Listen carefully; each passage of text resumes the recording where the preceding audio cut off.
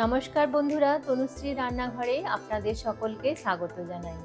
আজকে আমার recipe potato cheese ball. সন্ধ্যাবেলা স্ন্যাক্স হিসাবে বা চায়ের সাথে এটা কিন্তু ভীষণই ভালো লাগে। বাড়িতে যদি কোনো গেস্ট আসে তাহলে আপনারা এটা স্টার্টার হিসাবেও বানিয়ে দিতে পারেন। বানানো যেমনই সোজা, খেতে কিন্তু তেমনই সুস্বাদু।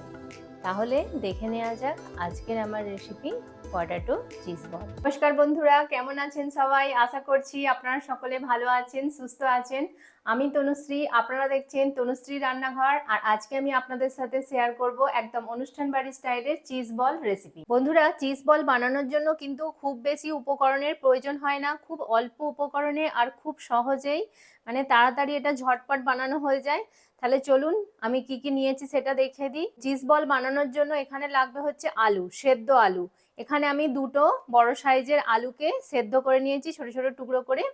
তো সেদ্ধ আলুটা প্রথমে একটা আমি বোলের মধ্যে দিয়ে দিচ্ছি, দিয়ে ভালো করে আলুটাকে ম্যাশ করে নিতে হবে। সেদ্ধ আলুটাকে দেখুন আমি একটা স্পুনের সাহায্যে ভালো করে এটাকে ম্যাশ করে নিচ্ছি। আলুটা কিন্তু সেদ্ধ করে সঙ্গে সঙ্গে গরম অবস্থায় কিন্তু এটা করলে হবে না। আলুটা সেদ্ধ করার পর ভালো করে 1 থেকে 1.5 ঘন্টার মতো সময় রেখে দেবেন।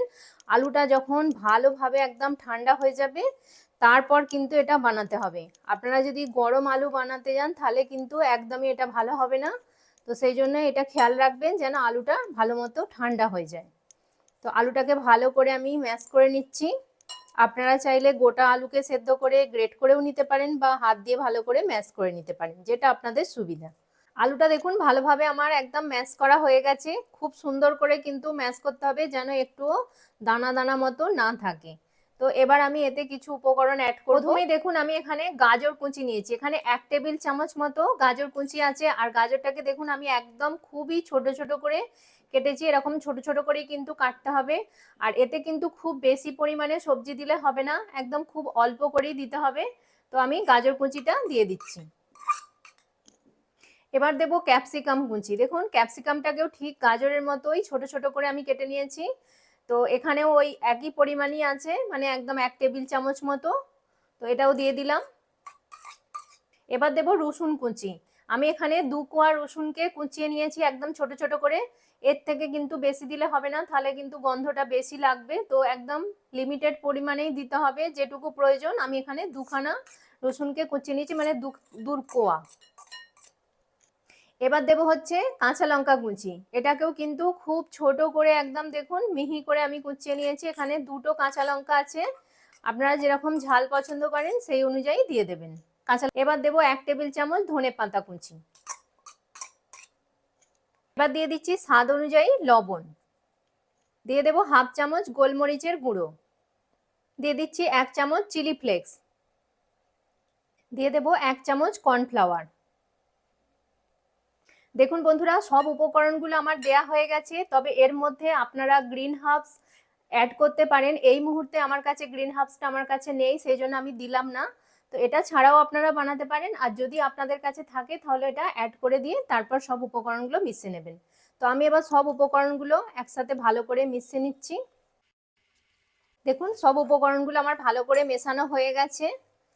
দেখুন এবার আমি এ থেকে ছোট ছোট বল তৈরি করে নেব, নিয়ে আমি চিজ বলগুলো রেডি করব। দেখুন আমি এখানে আমুলের চিজ নিয়েছি। এই চিজগুলোকে আমি 4 টুকরো করে কেটে নেব। দেখুন আমি চিজগুলোকে এরকম 4 টুকরো ছোট ছোট করে কেটে নিয়েছি। এবার এক একটা বলের মধ্যে, চিজ বলের মধ্যে এগুলো একটা করে টুকরো আমি দিয়ে দেবো। চিজ বলগুলো বানানোর জন্য প্রথমে আমি হাতে দেখুন একটু সাদা তেল লাগিয়ে নিয়েছি, যাতে এটা না জড়ায় হাতের মধ্যে।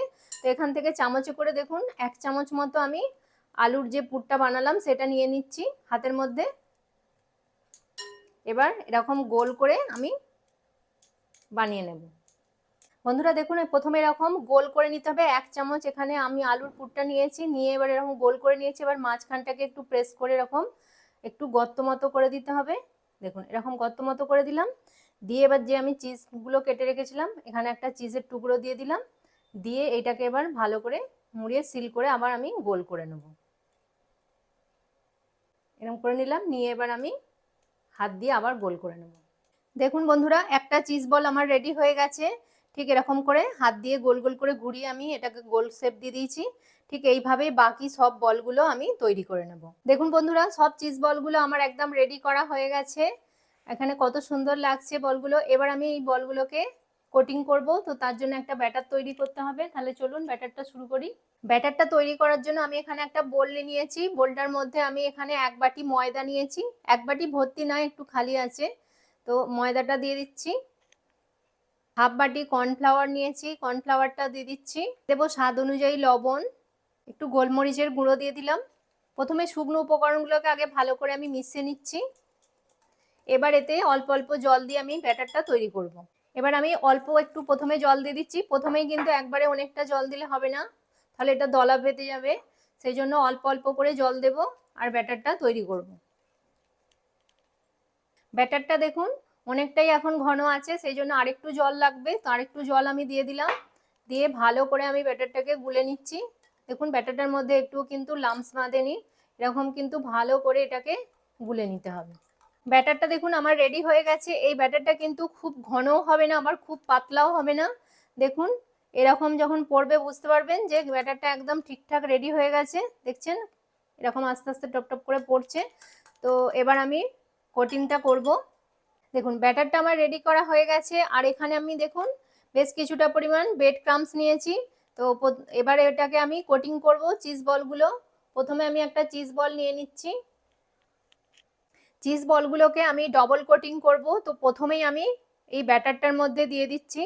দিয়ে ভালো করে আগে প্রথমে কোটিং করে নেব এইভাবে। আর একটা কাঁটা চামচ নিয়েছি, এইভাবে তুলে নিলাম। নিয়ে এবার ব্রেড ক্রাম্বসের মধ্যে দিয়ে দেব। দিয়ে এবার হাতে করে ভালো করে ব্রেড ক্রাম্বসে কোট করে নেব। এইভাবে নিয়ে একটু চেপে চেপে দেব। দিয়ে আবারও আমি এই ব্যাটারটার মধ্যে দিয়ে দিচ্ছি। অবশ্যই কিন্তু এরকম ডবল কোটিং করতে হবে। করে নিলাম। নিয়ে আমি আবারও এই কাঁটা চামচটার সাহায্যে আবার তুলে নিচ্ছি, কারণ এক্সেস ব্যাটারটা কাঁটা চামচে করলে কি হবে, পড়ে যাবে নিচে। তো আবারও আমি ব্রেড ক্রাম্বসের মধ্যে দিয়ে দিলাম। দিয়ে ভালো করে আমি কোটিং করে নেব। চতুর্দিকটায় ভালো করে এরমভাবে ঘুরিয়ে ঘুরিয়ে যেন সব দিকটায় ভালোভাবে ব্রেড ক্রাম্বসটা লাগে। দেখুন সব জায়গায় ভালো করে কোটিং লাগানো হয়ে গেছে আমার। এবার হাতে তুলে নিয়ে একটু চেপে চেপে ব্রেড ক্রাম্বসগুলো যেন এর গায়ে ভালোভাবে ধরে, এরকম একটু চেপে চেপে দিলে কি হবে, ব্রেড ক্রাম্বসগুলো ভালোভাবে কিন্তু চিজ বলটা গায়ে লেগে যাবে। দেখুন চিজ বলটা আমার একদম রেডি হয়ে গেছে। আমি ডবল কোটিং করে নিয়েছি। এইভাবে প্রতিটা চিজ বলকে আমি কোটিং করে নেব। বন্ধুরা দেখুন সব চিজ বলগুলো আমার কোটিং করা হয়ে গেছে। তো কত সুন্দর লাগছে বলগুলো। তো এবার আমি চিজ বলগুলো ফ্রাই করব। তার জন্য তাহলে গ্যাসের কাছে চলুন যাওয়া যাক। চিজ বলগুলো ফ্রাই করার জন্য দেখুন আমি এখানে একটা গ্যাসে কড়া বসিয়ে দিয়েছি। আর কড়ার মধ্যে বেশ কিছুটা পরিমাণ সাদা তেল আমি গরম হওয়ার জন্য বসিয়ে দিয়েছি। এখানে একটু বেশি পরিমাণেই তেলটা দিতে হবে, যেহেতু ডিপ ফ্রাই হবে এটা। তো এবার আমি তেলটা ভালোভাবে গরম হয়ে গেছে, হাই ফ্লেমে ছিল। তো এবার আমি গ্যাসের ফ্লেমটাকে একটু মিডিয়ামে করে দেব। দিয়ে এবার আমি এক এক করে চিজ বলগুলো ছেড়ে দেবো ফ্রাই হওয়ার জন্য। এক ব্যাচে আমি 4টে বল এখানে দেব। এক্ষুনি কিন্তু আমি এটাকে নাড়বো না, খালি ওপর থেকে জাস্ট একটু তেলটা ওপরে স্প্রেড করে দেবো, যাতে ভালোভাবে চতুর্দিকটায় মানে ভাজা হয়। তেলটা এইভাবে আমি একটু হালকা করে ওপর দিকে স্প্রেড করে দিচ্ছি। দিয়ে এবার এটা মিডিয়াম ফ্লেমে ভাজা হবে। তারপর এক পিঠটা হলে তারপর আমি আস্তে আস্তে এটাকে উল্টাবো। বন্ধুরা এবার চিজ বলগুলোকে আমি আস্তে আস্তে উল্টে দেব। খুব সাবধানে কিন্তু এটা করতে হবে, যেহেতু এখন খুবই নরম আছে এটা। দেখুন বন্ধুরা আমার চিজ বলগুলো একদম ভাজা হয়ে গেছে খুব সুন্দরভাবে। আর এগুলো কিন্তু ভাজা করতে বেশি সময় লাগে না, জাস্ট মানে 2-3 মিনিটের মধ্যে এটা রেডি হয়ে যায়। তো এবার আমি এটাকে তুলে একটা পাত্রের মধ্যে এবার রাখবো। বন্ধুরা আমি আপনাদেরকে একটা ভেঙে দেখাচ্ছি যে এটা কতটা সুন্দর হয়েছে। বাইরেটা দেখুন একদম পুরো মুচমুচে ক্রিস্পি হয়েছে, আর ভেতরটা দেখুন একবার, জাস্ট একবার দেখুন ভেতরটা চিজে পুরো ভর্তি। আর দেখুন ভেজিসগুলো কত সুন্দর লাগছে দেখতে। ভেতরটা যেমন কালারফুল তেমনই কিন্তু এটা টেস্টি হয়। দেখুন চিজটা মেল্ট হয়ে কত সুন্দর হয়েছে, দেখেই মানে একদম জিভে জল চলে আসবে এরকম একটা ব্যাপার। ভীষণই খেতে ভালো হয় এটা। তো একবার হলেও এটা ট্রাই করে দেখবেন অবশ্যই। বন্ধুরা দেখুন, চিজ বল আমার একদম রেডি। আমি খুব সুন্দর করে একটা প্লেটিং করে নিয়েছি, আর কতটা সুন্দর লাগছে দেখতে, একদম লোভনীয় লাগছে দেখতে। দেখেই একদম পুরো জিভে জল চলে আসবে, এরকম একটা স্ন্যাক্স আজকে আমি বানিয়েছি আপনাদের জন্য। তো এরকম আমরা বিয়ে বাড়িতে গিয়ে বা যে কোনো অনুষ্ঠান বাড়িতে গিয়ে আমরা স্টার্টার হিসাবে এই চিজ বল খেয়ে থাকি। তো তখন আমাদের ইচ্ছা করে কি যে বাড়িতেও যদি এরম ভাবে বানাতে পারতাম তাহলে কত ভালো হতো।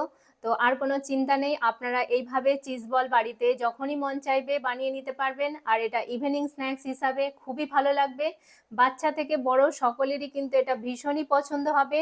আশা করব আপনাদের এরকমভাবে একবার এই ট্রাই করে দেখবেন, তো ভীষণই ভালো লাগবে। আশা করছি যে আজকের রেসিপিটি আপনাদের ভালো লাগলো, আর যদি ভালো লেগে থাকে তাহলে প্লিজ লাইক করবেন, কমেন্ট করবেন, আর তনুশ্রী রান্নাঘর চ্যানেলটিকে অবশ্যই সাবস্ক্রাইব করে দেবেন।